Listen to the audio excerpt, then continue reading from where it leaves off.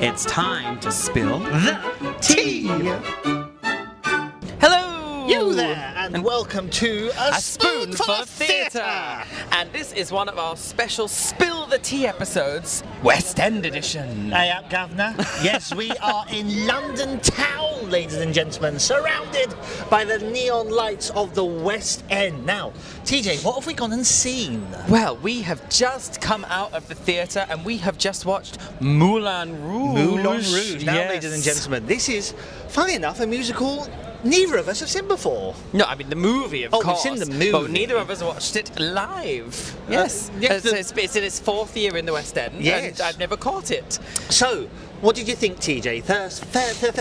Put my teeth in, hold on. First thoughts.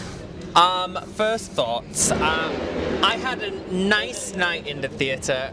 Was it theatrically my favourite show I've ever seen? No. You should have looked into his eyes, ladies and gentlemen. No, it was not my favourite show I've ever seen. However, the talent on the stage was absolutely undeniable, and some freaking amazing props, costumes and set, I really have to say.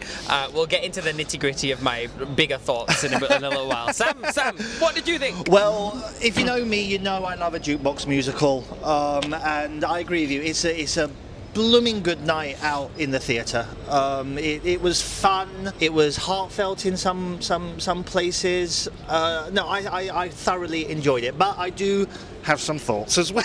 Yes. Now let's get into it. So you mentioned the production. So tell us about that. What did you think of the production? I'm just going to start with the sets. I mean, as soon as you walk in, you know, what they've done with the theatre is just transformed it. Really, you feel like you're in the Moulin Rouge. You know, like every bit of the stage you look at and the auditorium, it comes right out into the audience. Yes. And the giant elephants and the windmills. And, yes. And that's just the first impression, and then throughout the show, honestly, the amount of things flying in and out, and trucks and automated things, like, it must have cost blooming millions.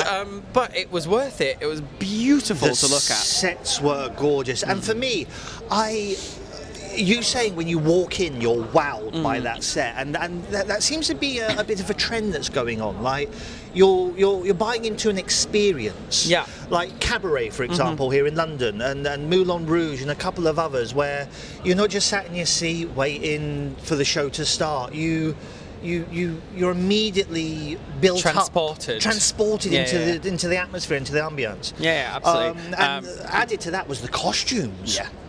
Weren't they beautiful? Oh my gosh, more diamonds than a Tiffany shop. Oh, there were. Like, honestly, like everywhere, like they were beautiful, and really added to it. You really felt like you were watching something a bit special, like with the visuals. Like you know, my eyes were treated with the costumes, with the set, with the makeup. I particularly liked the lighting in the show as well. I thought there was some very clever use of lighting in different places. Some interesting lighting effects where they would zoom in and zoom out, which I'd not really seen actually in that specific way. I'll be honest, that's not something I noticed. I mean, Miss Saigon. Saigon. I'm a theatre person, darling. I noticed it in Miss Saigon when that was in Singapore, but on this occasion, it's not something that I particularly noticed. But fair enough. Yeah. Fair enough. Now, the music. Yes. Go on. I'm going to let you start first.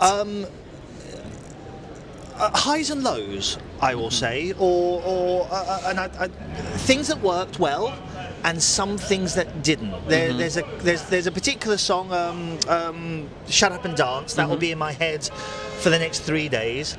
The opening of the second act, the Gaga, but it was too medley heavy. Yes, it was medley everywhere. Medley heavy. And I mean, when you think of the movie, the Elephant Love Song medley is it steals the show. But this was one medley after the other, and not all of them worked. No. I agree, and I think I'm gonna put it down overall to the arrangements. For me, the arrangements just didn't work in a lot of the songs. They didn't gel together. You felt like is it off? Is it not? Like, is it in time? Is it not in time? When a really good medley works, you go, oh my gosh, these two songs should have been married together forever. Yes. That didn't happen to many of the medleys in this show. Not you know, too many of them. And, you know, I mean, what it just came into my head as we were talking. Glee is a really good example where medleys were often used, and Juliet also has that as well. And the original Moulin Rouge, you know, the medleys in the original show worked. They were just merging things that I just don't think belong to each other. It just was hard to like bop along to, because you were constantly getting interrupted as well by something that just didn't feel like it should have been there. Yes, and it felt like sometimes, we'll throw that one in there. We'll throw that one in there. Yeah. We'll throw that one in there as well. And right until the very end, like, The last medley annoyed me, because usually after they finish the show and they do like a bows medley, you're doing the best of. But they put in loads of songs that have not been in the show. Yeah. I'm like, I should be singing songs. I should be singing along to songs that I've had in the show, not random pop songs that maybe you had on your list and you're like, I couldn't fit that in. I'll put it in the bows. Like, it should be the best song in the bows. Some of them did come up. Yeah. But as you say, they threw new ones in there. Yeah, I was like, why? Like, that makes absolutely no sense. Going to my next point is the obvious fight between the book and the music. Because it just felt a lot of the time like the music didn't complement the book. Like, we're talking about the book here in terms of the script. The music didn't complement the story, and the story didn't complement where the songs were going. Which is often the thing is. I actually don't hate jukebox musicals. A lot of people. I have a lot to say about jukebox musicals. When they're done well, I love them, because you kind of go, wow, this makes sense. These songs should have always been together. Yes. I mean, like, Mamma Mia 1 is a really good example where I think the story, you know, actually, you know, they've weaved a story out of songs. Yes. And I mean, we both love Anne Juliet as well. Yes. Whereas, you know, in the original movie of this, it really worked. Yes, it did. It just felt like I didn't want another song. I wanted a bit of a scene, and I love a song, but like I was just like, can we just tell the story for a bit? I always say it when there's a good musical. That phrase sounds like a cue for a song. Yes. There's a reason, because the scene has earned that song. This show was full of, I'm talking to you, and now I'm singing a song. Like, in the middle of a sentence, and now we're singing a song. Like, so like, I understand why somebody who doesn't like musicals will come to this and continue to hate musicals for that reason.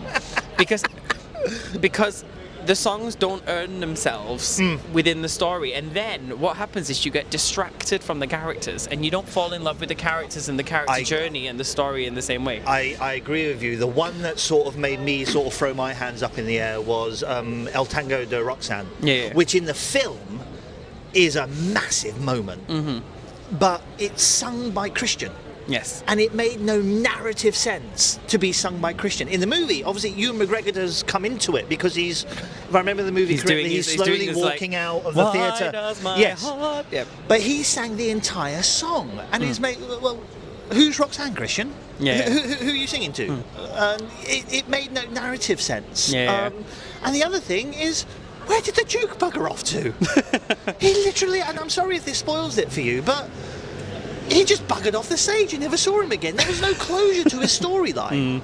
But I have a feeling that there was maybe some limitations from the original movie translating that to stage with licensing or something like that. I don't know. I'd love to go read up on that some more. But I think one big point I just want to make is when a movie is so famous, it's iconic. Changing it so drastically to put it on stage is very dodgy, because I imagine, and I did get the sense from some people around us, that people were a bit frustrated, and I left a bit frustrated because I loved the movie and I wanted to see the movie on stage, and you didn't really see the movie on stage. So I left frustrated more than anything, because I just loved it. But I knew what I was going into, so I prepared myself. But if you hadn't prepared yourself and you just wanted to watch that movie but live, I think you'd leave feeling pretty upset, actually. Yes, I can see why. I mean, I've not seen the movie for over 20 years. God, I'm showing me age. But yes, I can see. I remember dribs and drabs of the movie, and some of the songs from the movie were in there. Oh, they had all the elements of the movie, but the storyline of the movie isn't the same. And then all the extra songs and everything, you're like, wait, that's not one of my favourite songs from the show. You know, it's like halfway through Wicked, they just put in a random new song, and you're just like, what? Like, no, you just don't do it. Okay, anyways, I think we've covered most of that. Another positive, I think, just to kind of wrap up. Oh, the dancing. With the dancing and the performers overall. Yes. I think there was some really lovely performances, right? For me, the dancers. I think the dancers overall, the choreography. I think although the book writer and the arranger had a big fallout, I think the choreographer just went, okay, you guys have had a big argument. Let me make the best of whatever you've done. And I think the choreography was stunning. Like really just amazing. Some phenomenal dancers. I mean, of course, we have to give a shout out to our dear Kevin, just phenomenal. Bloody really talented. Doing it for Singapore over on the West End. So well done, Kevin. Yes. The dances overall were just absolutely stunning, and I think worth going to watch even for that. Like I think at one point I did put my I knew I wasn't enjoying the script, and I put that to one side and went, let me just enjoy the spectacle. Yes. And I think when I did that, I had a much better time than when I started off going, this is frustrating me. So on that note, who would you say this is for? I think it's a general public one, but there's some things that I wish I did know some of the things before I went in, and there's a few more things I wish I'd have known before I'd have gone in that would have helped me enjoy it more and not be frustrated. So I think it's for everyone. I think if you are a lover of good drama, well, going to most jukebox musicals, that's not really a thing that I think most lovers of good drama would go to. So yeah, I think mostly everyone. Yeah. I agree with you there. It's a spectacle. It's a feast for the eyes. And initially I thought, is this somebody you could take... Is this a musical you could take somebody that doesn't really like musicals or has never been to a musical before? I'm still leaning towards yes. But for the connoisseurs of musicals, I think you may not be as satisfied. I think that's why I've left it so long since it opened. Usually I'm somebody that goes straight away to a musical I want to watch. That's why I've left it 4 years. Yes. But I think overall, did I enjoy my night in the theatre? Yes. Fabulous. Yes. Was it one of my favourite nights in the theatre? No. But did I have a nice time? Yes. So on that note, ladies and gentlemen, as you probably know by now, when TJ and I go and see a production, we will give a score of spoonfuls. Out of 5, of course. And TJ and I never tell each other what score we're going to give. So, on the count of 3, TJ. 1, 2, 3.